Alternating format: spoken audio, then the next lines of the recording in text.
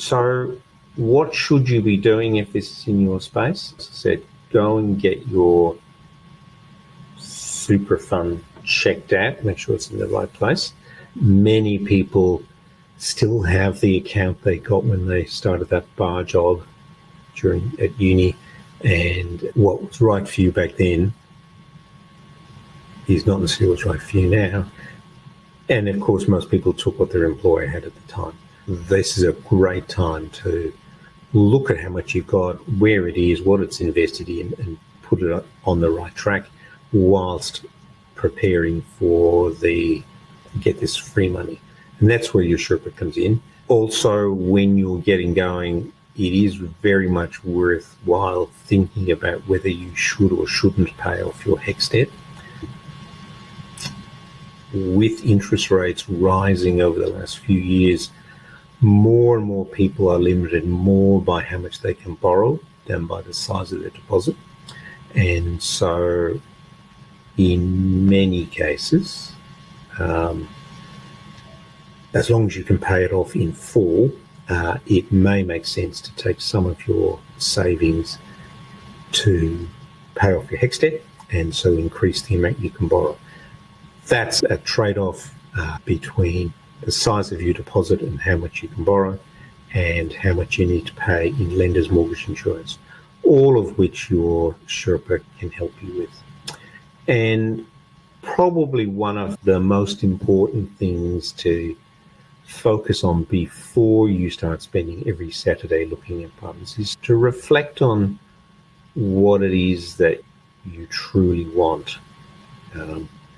Like most things, buying a home, like most things financial, buying a home is a trade-off. It's a trade-off between what you can spend on what you spend on a home, what you could spend on other things, and what you could invest in other things.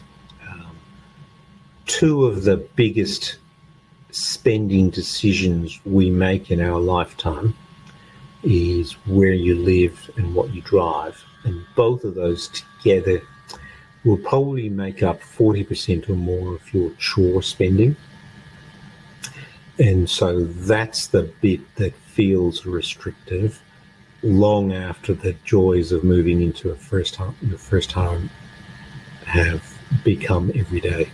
So getting that right is absolutely critical, and I like to get people to reflect on the things they're looking for. So most people will have made a list of what they'd like or what they want or what they hope to see in a home before they start looking.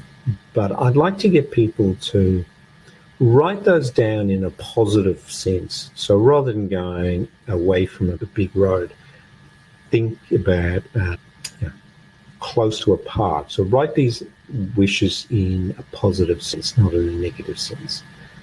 And then try and categorize them as, this is critical. I'm not prepared to do a deal at any price without this feature.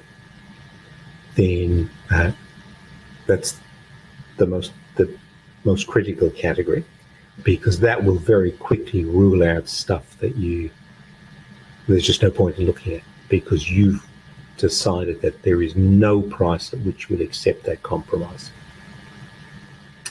The next most important category is those that you want and you're prepared to pay more for. So that means that you would pay more for a property that had this feature than one that didn't, or you'd be prepared to make some other trade-off in order to have this feature.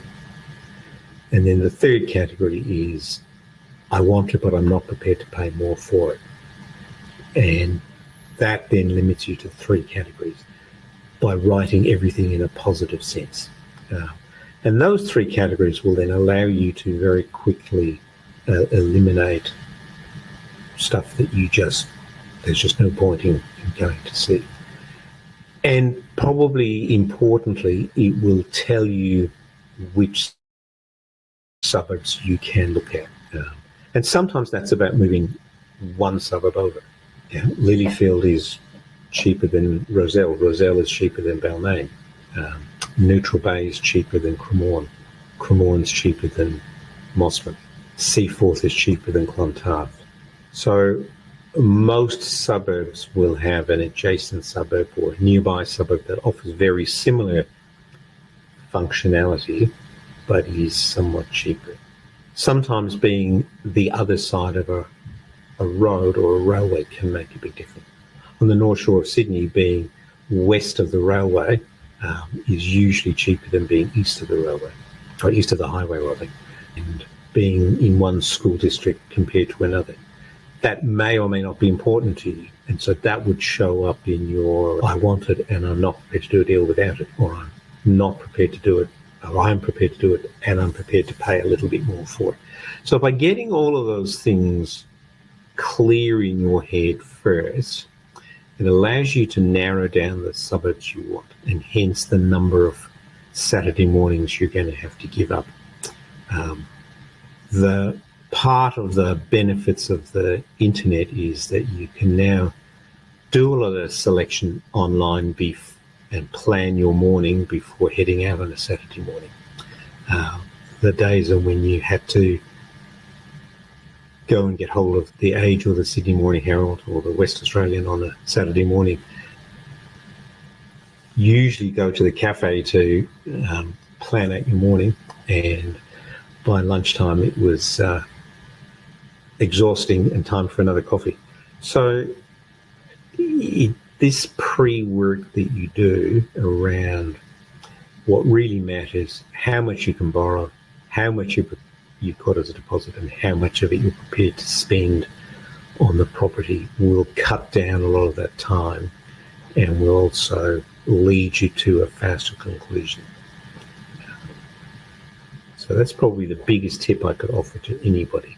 But all of that really is contingent on working out how big a deposit you can get together, how much you can borrow or should borrow, and putting those two together, that gives you your borrowing power. And then you can tell for each suburb what that's going to buy you and whether that's a suburb you should therefore spend time investigating. So that's the key to it.